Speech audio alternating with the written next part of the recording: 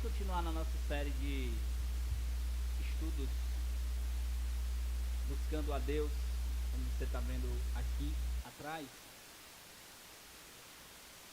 Hoje estudando um assunto que é crucial também na vida cristã. Vou começar contando um exemplo. Um dos meus primeiros empregos que eu trabalhei como jovem aprendiz. Eu tinha que atender alguns telefonemas e distribuir, para algumas pessoas da empresa. E um certo setor que a mulher às vezes dizia para eu falar que ela não estava lá, né? E aí eu já era crente, eu não podia mentir. Eu podia simplesmente não passar a ligação, dizer que ela não estava mesmo e vida que segue. Eu precisava do meu trabalho, né?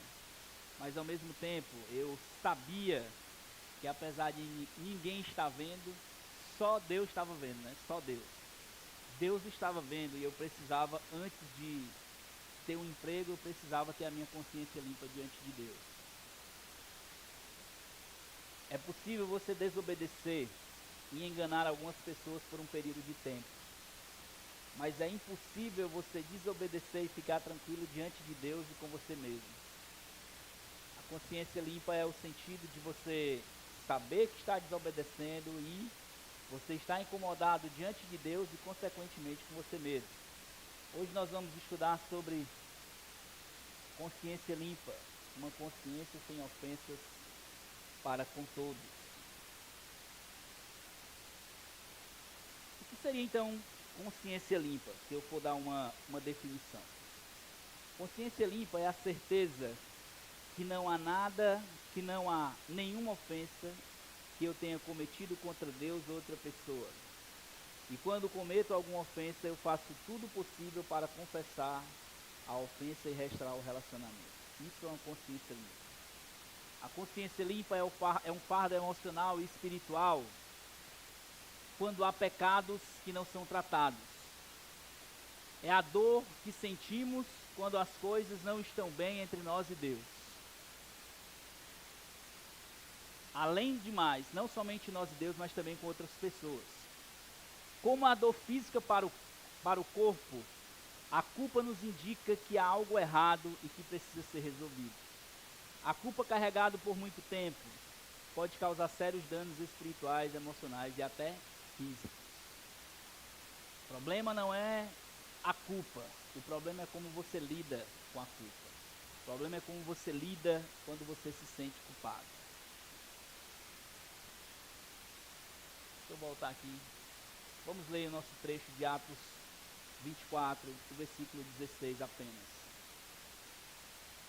Atos 24, 16, a palavra de Deus diz assim: por isso, também me esforço para ter uma consciência limpa, para ter uma consciência pura diante de Deus e dos homens. Pode ser também uma consciência limpa aí na sua Bíblia, tá?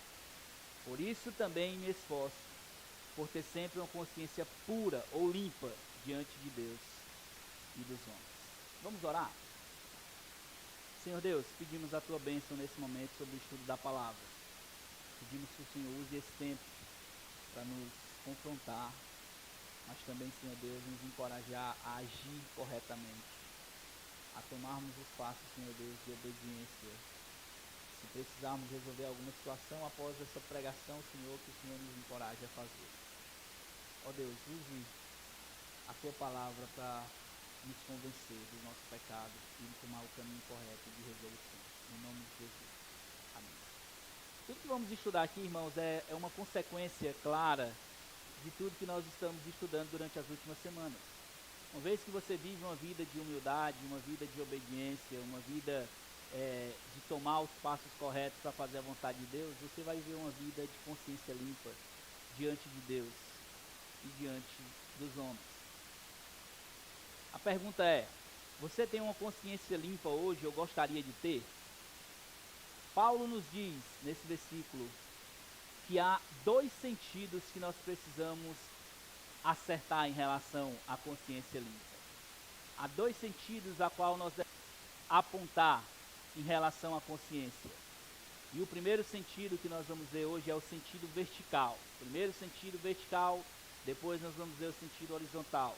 Primeiro sentido vertical é, aí está, nós devemos manter uma consciência limpa diante de Deus. Como podemos manter uma consciência limpa diante de Deus, então? Primeiro de tudo, para mantermos uma consciência limpa diante de Deus, nós precisamos manter uma confissão honesta, humilde e imediata diante de Deus.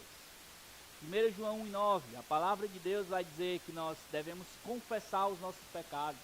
Se confessarmos os nossos pecados, Ele é fiel e justo para nos perdoar os pecados.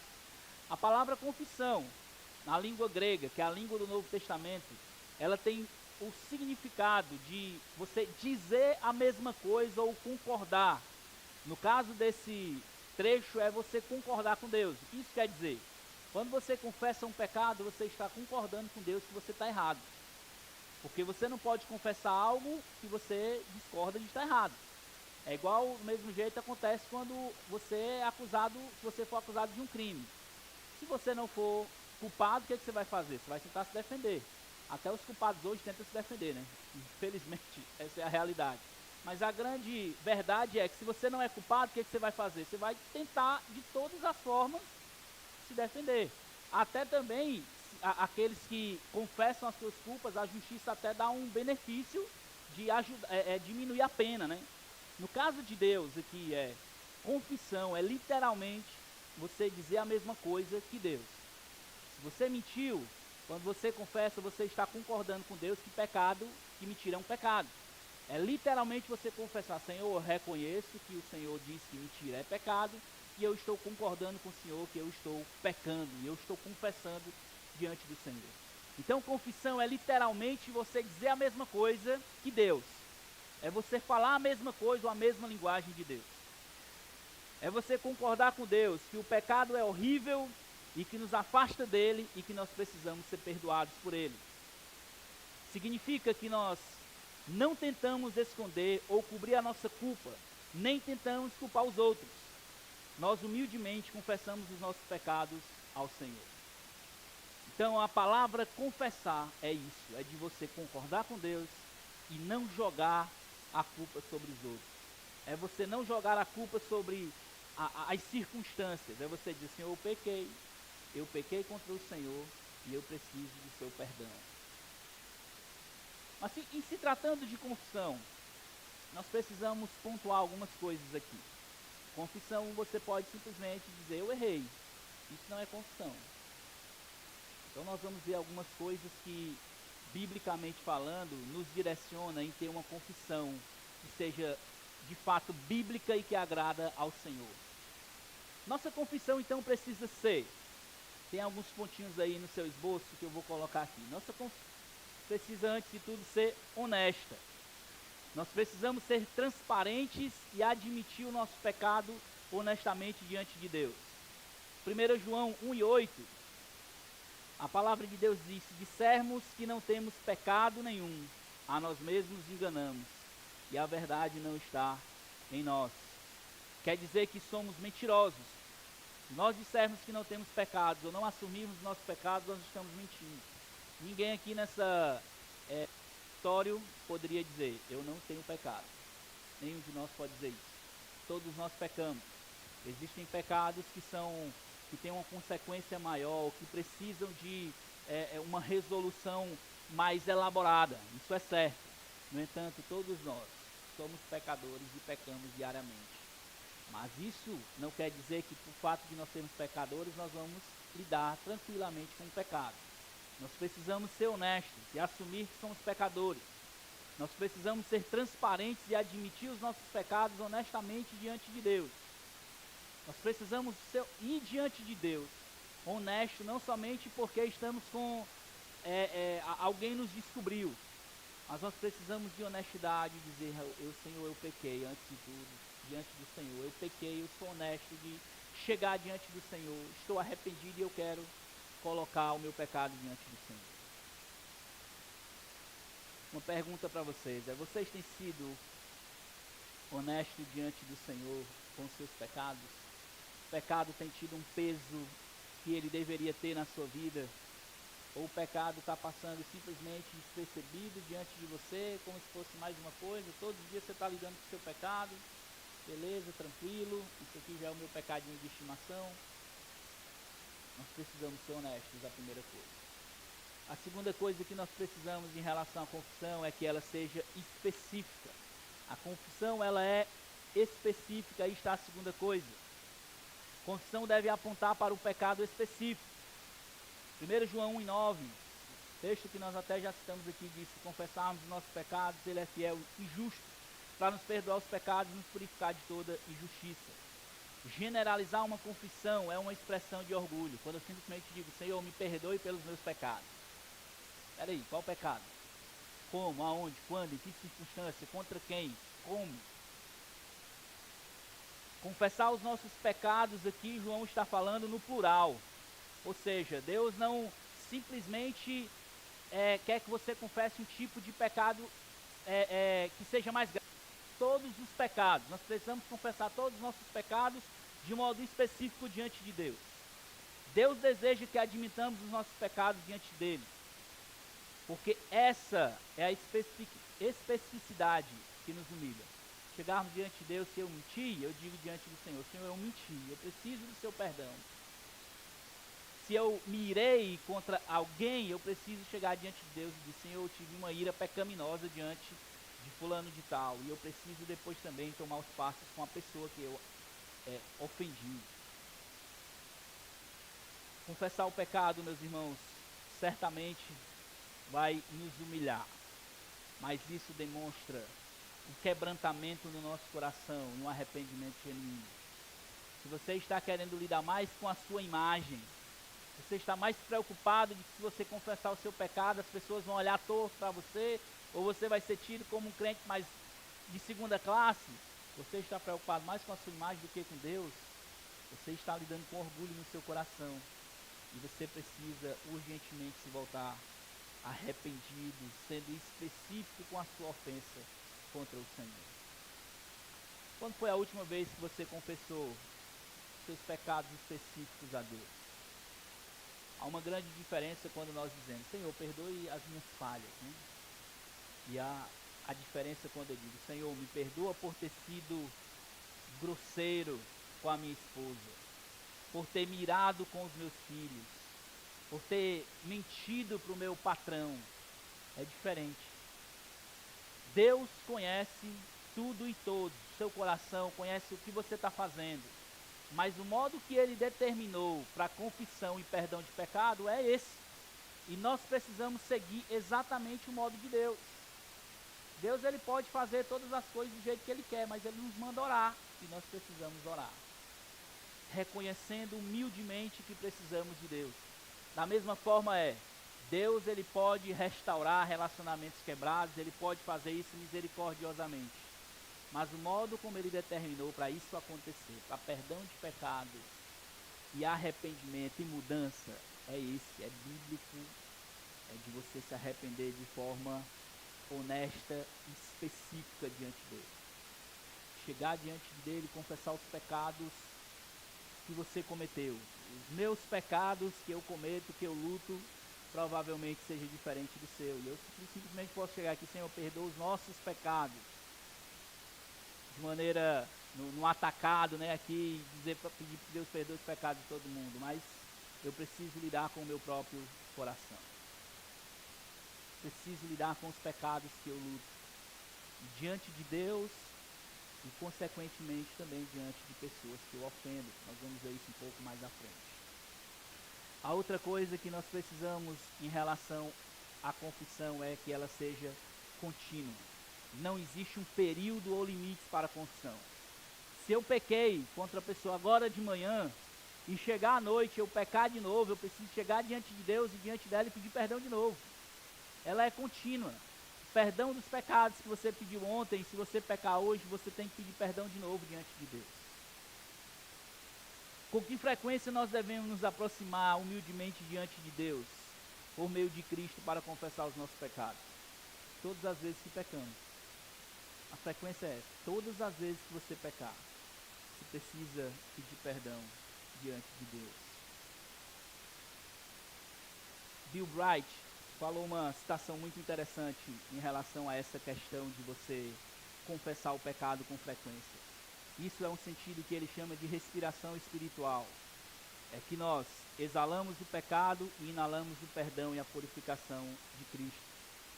Nós exalamos, ou seja, nós o tempo inteiro estamos tendenciosos a pecar. E nós precisamos então o tempo inteiro também estar inalando, recebendo o perdão e a purificação de Cristo. É a realidade nossa como seres humanos. Ainda que sejamos salvos pela graça de Deus, nós iremos lutar com o pecado. E sempre que pecamos, nós precisamos ir diante de Deus, pedir perdão pelos nossos pecados e pedir que Ele nos purifique, pedir que Ele purifique os nossos corações. Com que frequência, então, você precisa respirar? Me diga. Quem consegue ficar aí 10 minutos sem respirar tranquilo aqui? Provavelmente você vai ter uma parada cardíaca aí, né? Não tem nenhum médico aqui, pelo menos que eu sei hoje. Então não faça isso.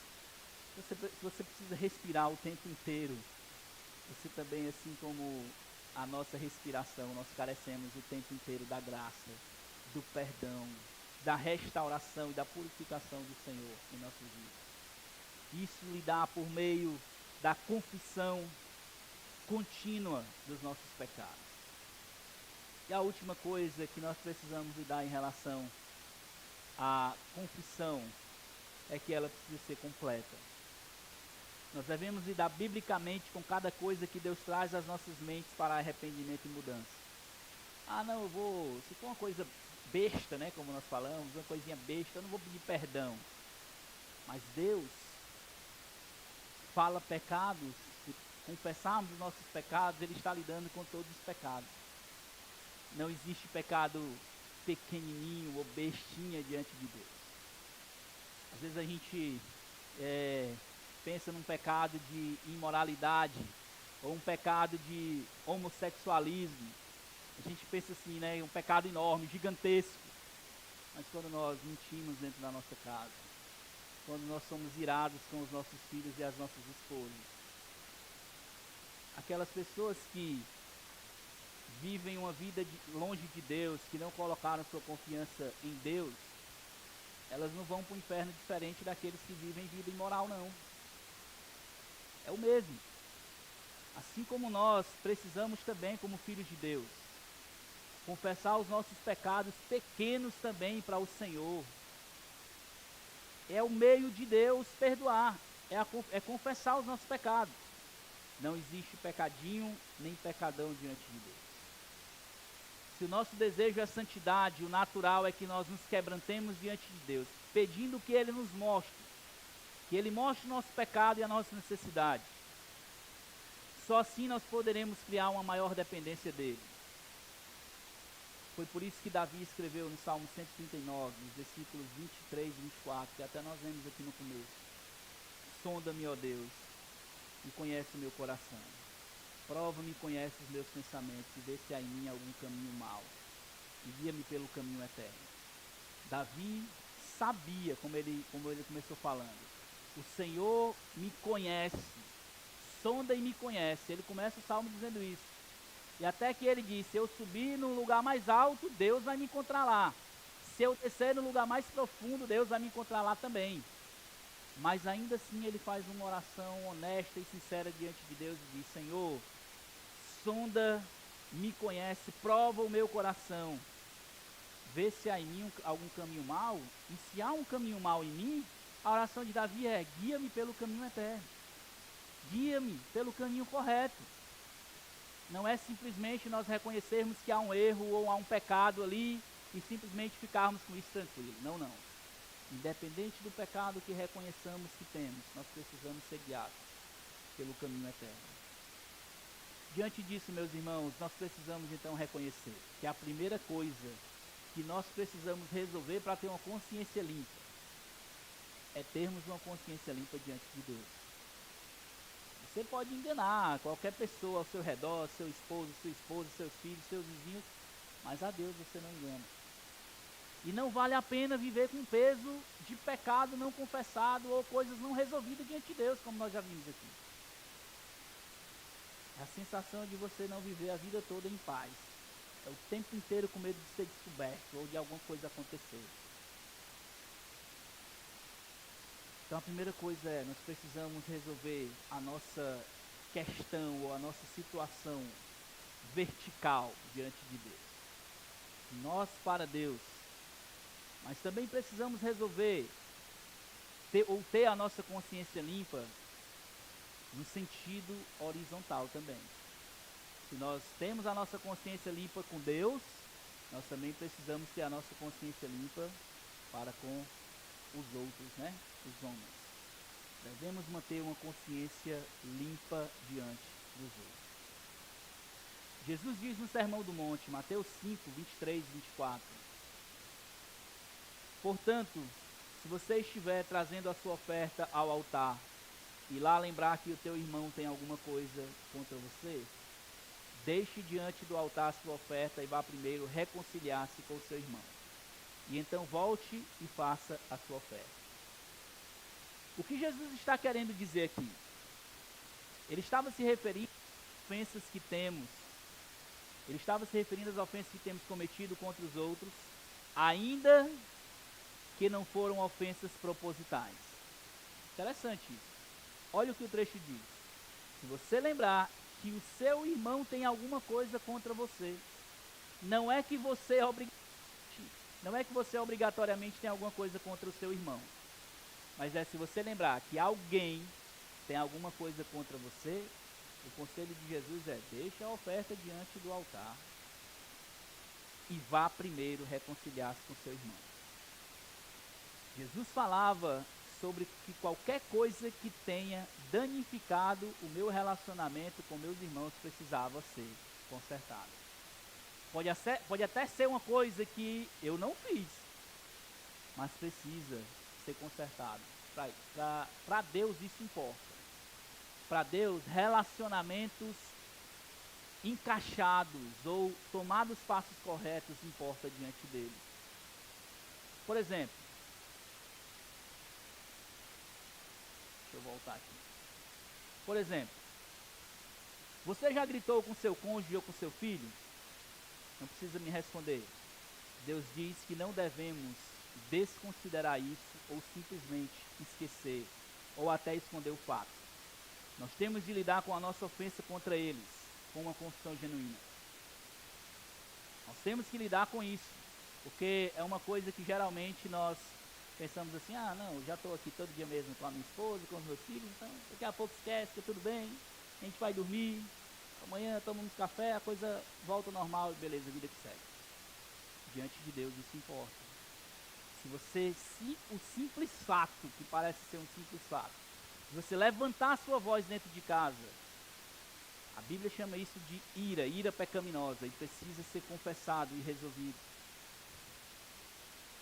Você já falou ou fez algo que machucou outra pessoa? Você já fofocou, criticou ou difamou alguém para uma outra pessoa? Você já perdeu a calma ou ficou zangado numa reunião ou até mesmo numa conversa com alguém ou com algum familiar seu? Você menosprezou alguém ou fez se sentir inferior a você? Você já roubou algo, já enganou alguém, foi desonesto, mentiu para alguém? Você já maltratou, desprezou ou ignorou alguém? Você já se exaltou às custas de outra pessoa? Já cresceu por meio de alguém? Você já se zangou com alguém e falou palavras grosseiras ou feias? Diante de Deus, isso importa. Uma vez eu conversei com alguém que quis me convencer que falar algumas palavras são gírias cearenses. Palavrões, né? Desculpa pecaminosa, é você achar que pode falar palavrões, porque culturalmente falando, todo mundo fala, então eu posso falar também. Tem que lembrar que a nossa cultura é a cultura bíblica, tá bom? Nossa cultura é uma cultura bíblica. Palavrões, modo grosseiro de tratar, palavras de baixo calão, biblicamente falando, é pecado. Se você fez isso contra alguém, ou até mesmo dentro da sua casa, você precisa pedir perdão. Você precisa resolver essa situação. Certamente alguns de vocês devem ter respondido a uma ou algumas dessas situações. E o que nós precisamos fazer é buscar as pessoas a qual foram ofendidas e pedir perdão e buscar reconciliação com ela na medida que for possível pela graça de Deus. Por que que isso é tão importante, então, diante de Deus? Por que que é importante que nós não apenas reconheçamos que erramos contra alguém ou pecamos contra alguém? Por que que isso é importante? Por que que Jesus está se importando com isso aqui em Mateus, no Sermão do Monte? Por que que ele está preocupado com isso? Vamos ver algumas. Porque Deus deseja remover o peso da culpa e convicção que você sente. Deus deseja remover o peso da culpa e convicção de pecado que você sente. Quando você cometer uma ofensa contra alguém, você está culpado. Isso é fato. Quando você cometer uma ofensa contra alguma pessoa, você precisa reconhecer isso e pedir perdão. Há apenas uma maneira de remover culpa e convicção de pecado. Só há uma maneira bíblica. Lidar com a situação da maneira de Deus. Não é esquecendo, não é colocando, vamos colocar panos quentes sobre isso, né? Tem até um ditado que a gente usa. Não, colocaram panos quentes, está tudo resolvido. Não está resolvido. Não está resolvido. Nós resolvemos ofensa lidando com a maneira de Deus, pedindo perdão, removendo o peso da culpa e da convicção que nós sentimos de pecado. Nós precisamos lidar biblicamente com isso. Nós precisamos lidar corretamente com essa situação. A segunda coisa é, porque é impossível andar em Deus.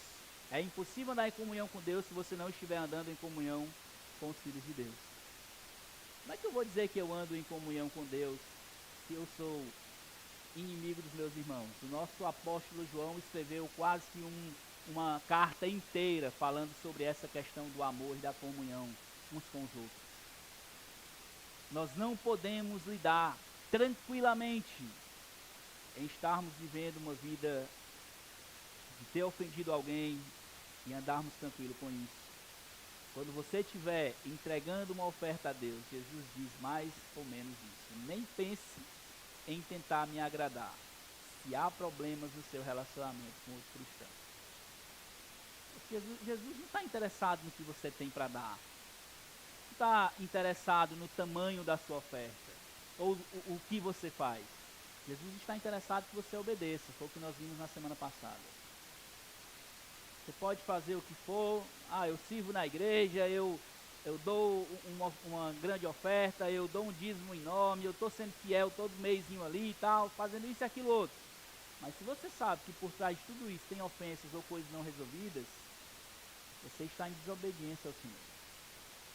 Você está desobedecendo a Deus, você precisa urgentemente tomar os passos para resolver essa situação. A outra coisa é, porque Deus deseja ilustrar as realidades do seu reino. O Sermão do Monte é mostrando exatamente como é que Deus gostaria que, ou como é que Deus imagina o seu reino, já vivendo, digamos assim, alguns aspectos do reino de Deus nesse mundo. Nós iremos viver um dia e reinar com o Senhor em um reino perfeito. Mas enquanto estamos nesse mundo, o que é que a gente tem que fazer? Jesus diz, vocês ouviram o que foi dito, mas eu lhes digo, no reino de Deus, as pessoas se importam mais com os outros do que consigo mesmo. Os seguidores do reino de Deus amam uns aos outros e buscam unidade, fazem o possível para preservar a unidade, essa é a realidade. É por isso que nós falamos tanto, batemos tanto nessa tecla na igreja local. Nós não podemos lidar com as outras igrejas, mas aqui nós podemos. Se alguém tem uma ofensa contra outra pessoa, não tem esse negócio de a gente colocar panos quentes em cima. Nós vamos sentar, nós vamos conversar e vamos resolver a situação. Isso é o reino de Deus. Se alguém está fofocando ou falando algo que não deveria, nós vamos chegar juntos, conversar, tentar resolver biblicamente a situação. Colocar para frente, deixar a coisa esfriar ou resolver, não é o modo bíblico de resolver a situação.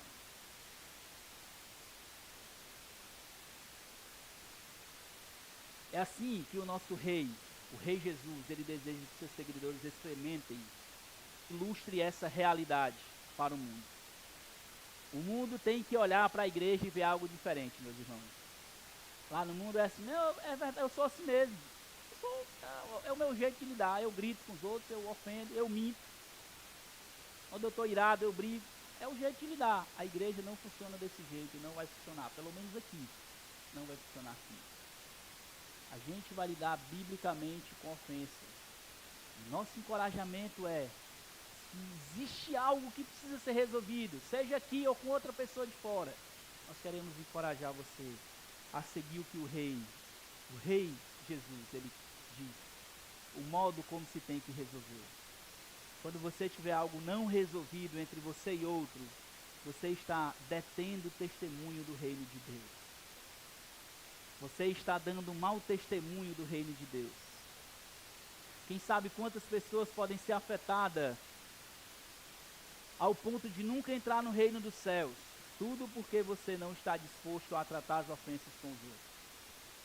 As pessoas podem olhar para você e dizer assim, isso aí que ensina na igreja, ofender os outros e não se arrepender ou não mudar, não tratar diferente, é isso que ensina, então eu não quero não.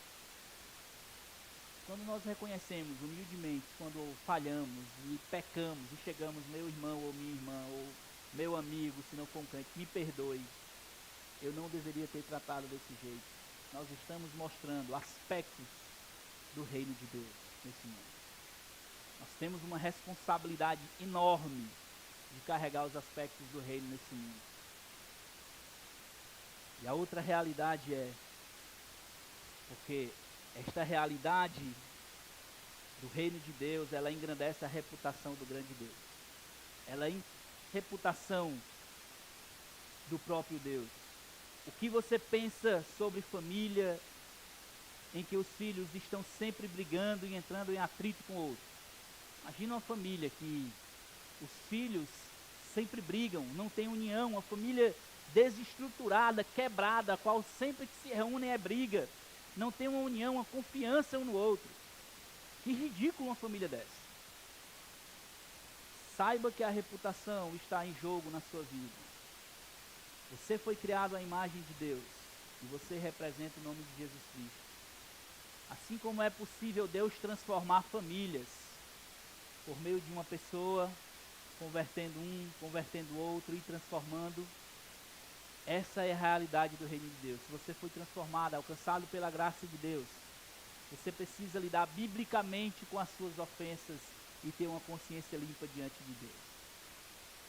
A pergunta é, há alguém que tem algo contra você que você ainda não resolveu? Enquanto eu estou pregando aqui, Deus está trazendo algo à sua consciência, alguma coisa que não foi resolvida? Como é que nós podemos então resolver essa situação? Como é que nós podemos resolver essa questão biblicamente, resolver isso diante de Deus?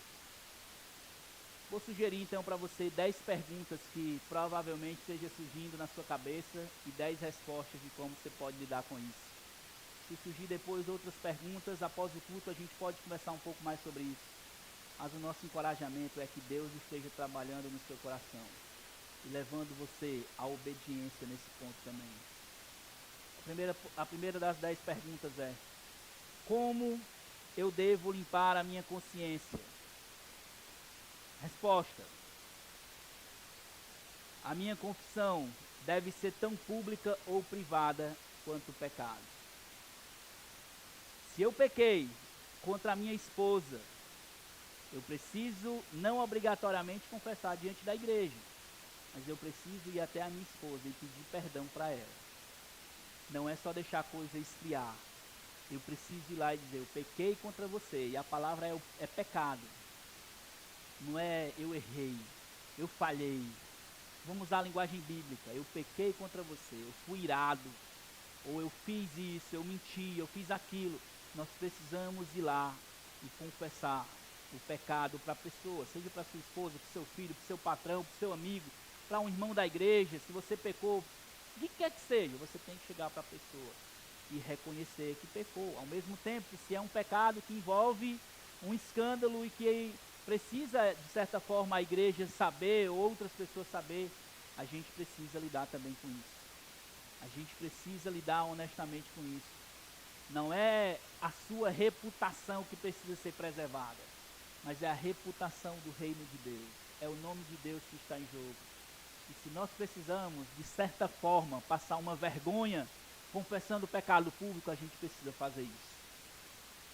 No final de tudo, só um nome vai ser envergonhado: o nome do diabo. E Deus vai ser exaltado.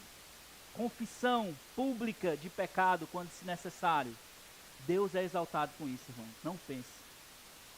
E se você precisar confessar um pecado público, não pense que a igreja vai pegar um bocado de pedra para jogar em você. Nós vamos tentar lhe ajudar, no máximo possível, a restaurar o seu relacionamento com Deus e com quem quer que seja. A gente quer lidar biblicamente com a ofensa. Então, a confissão precisa ou deve ser tão pública ou privada quanto o pecado. A segunda pergunta é: o que você deve dizer? E aí, foi o que eu falei, use a linguagem da Bíblia, use a linguagem bíblica. Eu pequei contra você, eu pequei nessa forma, com esse pecado, foi aqui, desse jeito, eu preciso confessar.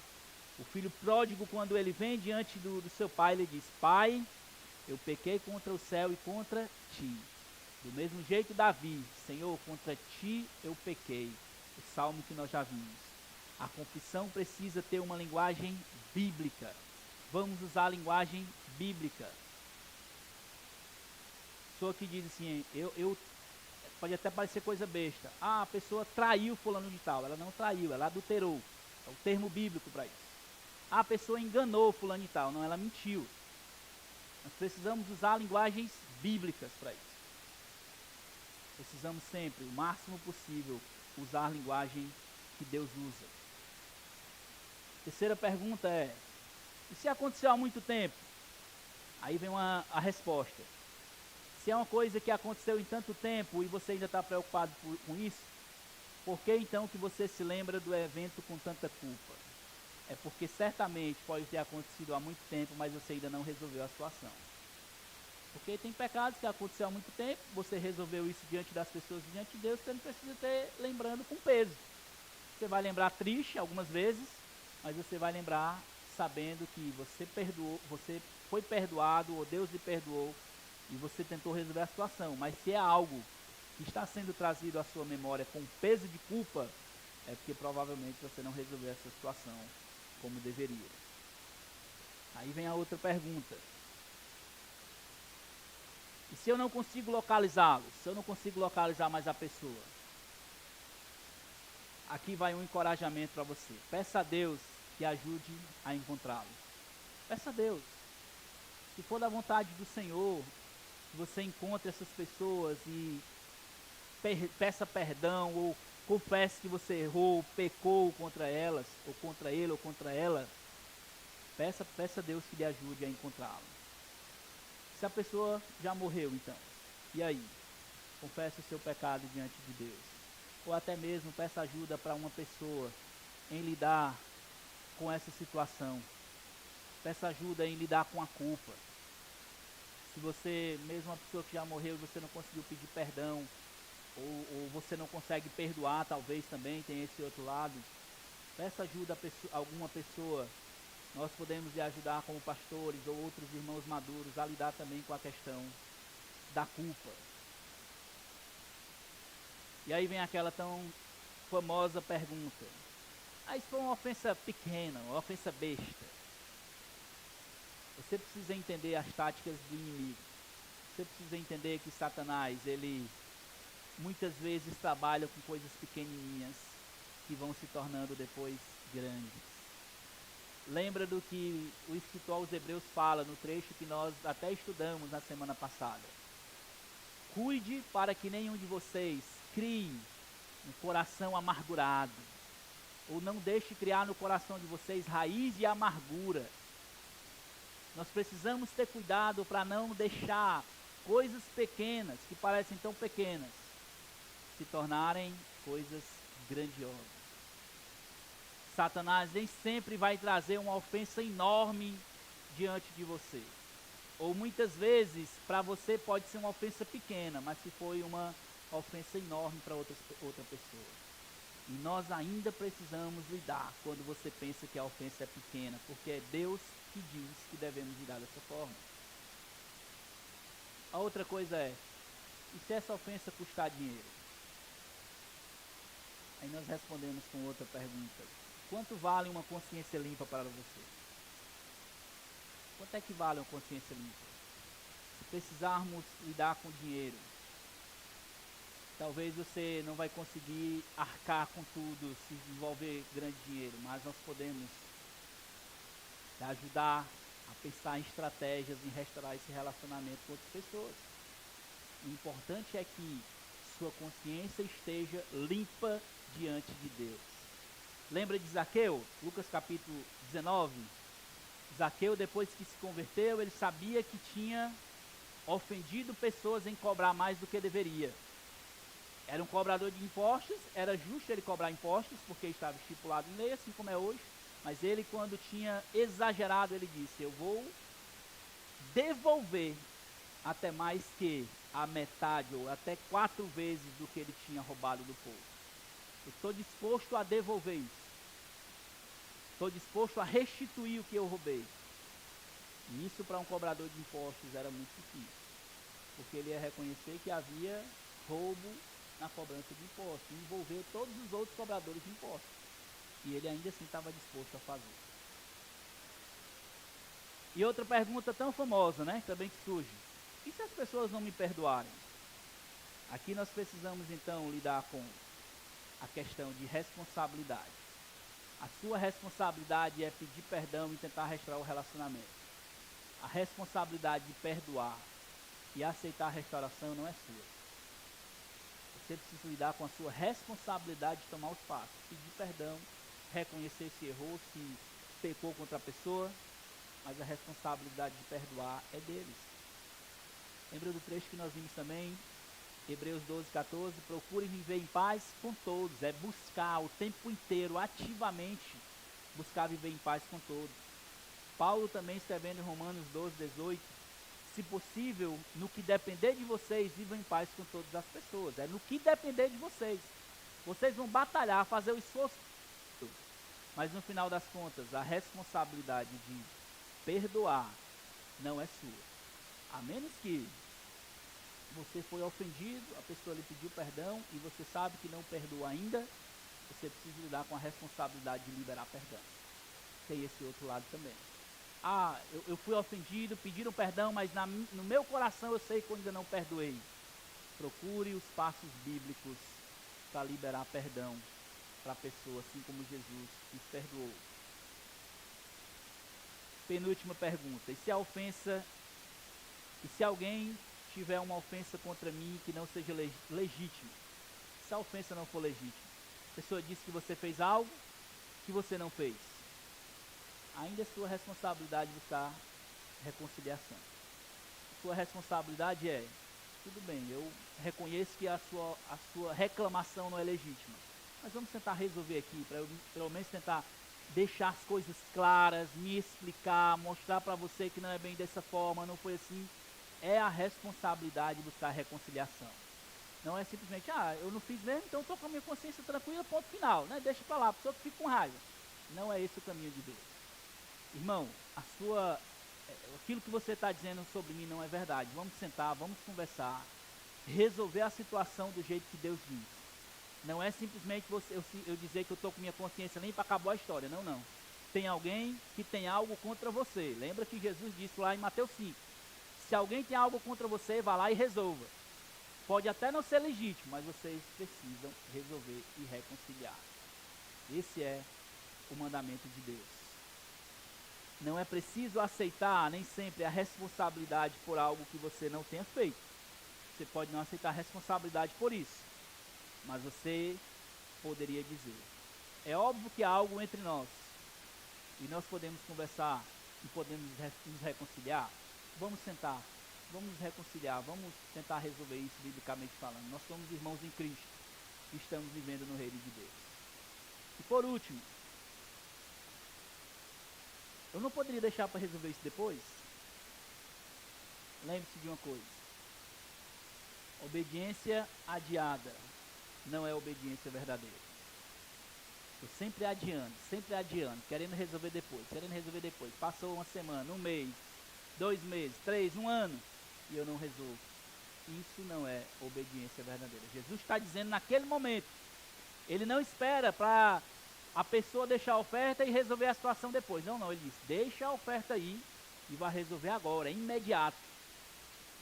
Deixa a oferta e vá resolver a situação. Nós precisamos tomar os passos para resolver. Até lembra do que Paulo fala em Efésios capítulo 4. Irai-vos e não pequeis. Não deixe o sol se pôr sobre a sua ira. Ou seja, Paulo está dizendo: não deixe que a ira se arraste demais. Até a ideia de que se tentar resolver aquilo ali antes de o sol se pôr, né? Se a situação aconteceu durante o dia ali. Paulo está usando: rapaz, vamos resolver logo isso antes até que o dia acabe. É a ideia de você buscar resolver a situação imediata. Essas perguntas podem direcioná-los a busca por fazer a vontade de Deus e ter uma consciência limpa. Certamente alguns de vocês, não vou dizer todos, Deus trouxe algo à sua consciência, à sua mente que você precisa resolver. E meus irmãos, por mais difícil que seja, vamos tomar os passos para a gente fazer o que Deus requer. Aonde que você precisa começar? Onde você precisa começar hoje? Onde que você precisa começar a resolver? É com Deus? É com as pessoas? Você já confessou um pecado diante de Deus e não confessou diante de alguns? Existe um relato do missionário Norman Grubb, que ele escreveu um livro chamado Avivamento Contínuo. Ele conta a história de um avivamento que durou cerca de 20 anos na Ruanda.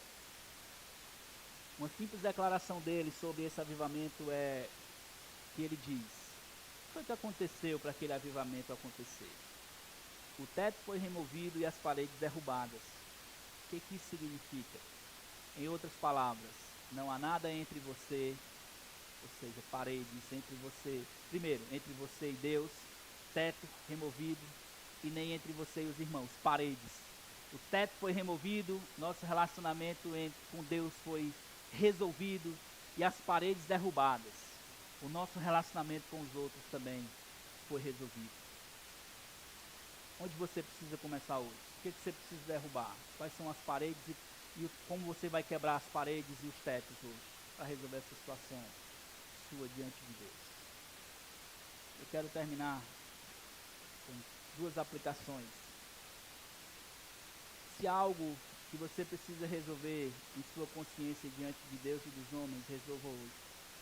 Tome os passos quando sair daqui. Precisa da nossa ajuda, nós estamos prontos para conversar com você, lhe ajudar a resolver essa situação.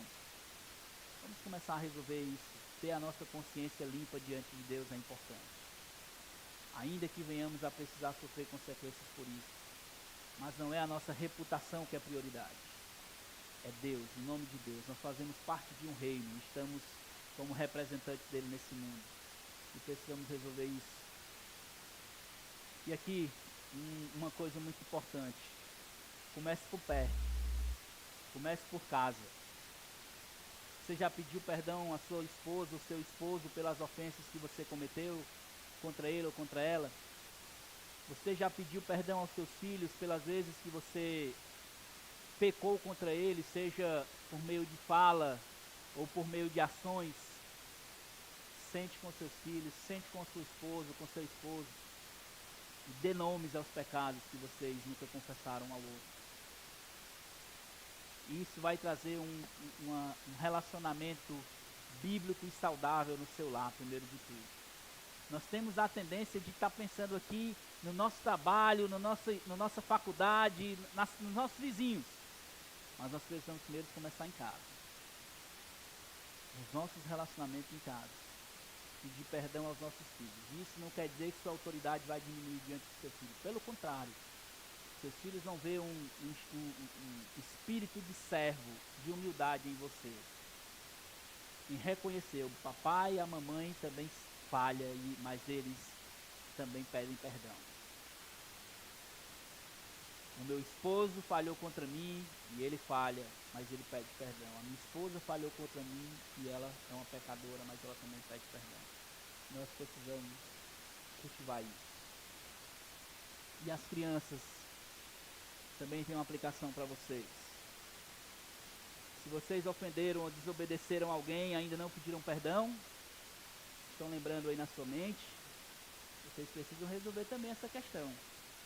Falou algo contra o coleguinha ou contra a coleguinha, obedeceu a mamãe alguma vez, ou obedeceu parcialmente, obedeceu com raiva. Eu vou botar o lixo para fora, tá com raiva. Eu vou levar o lixo lá fora, mas eu levo com raiva. Eu vou varrer a casa, mas eu deixo o lixo no cantinho. A obediência parcial também é pecado. Se você fez isso alguma vez e Deus sabe que você fez, precisa pedir perdão. A mamãe, o papai, o amiguinho, alguém. Colega de sala, o colega, o vizinho, o primo, a prima, precisa pedir perdão também. As crianças precisam cultivar desde cedo uma consciência limpa. Se pecar, não é se afastar. Se pecar, não é ficar só lá emburrado. É pedir perdão, tomar os passos corretos. E vocês precisam ajudar os seus filhos nessa área, pais. Não deixe os seus filhos terem obediência parcial. A responsabilidade, a autoridade no lar de vocês. Vocês precisam ensinar isso desde cedo para os filhos. Precisam ensinar. Enquanto eles estiverem em casa, essa responsabilidade é de vocês. Quando eles saírem, nós vamos orar para Deus continuar tendo misericórdia e eles cultivarem um espírito arrependido, com consciência limpa. Mas enquanto eles estiverem aí, as crianças, é a responsabilidade de vocês. Então, crianças, vocês precisam também ter uma consciência limpa, a mente limpa diante de Deus. Amém? Cadê as crianças? Não ouvi. Amém?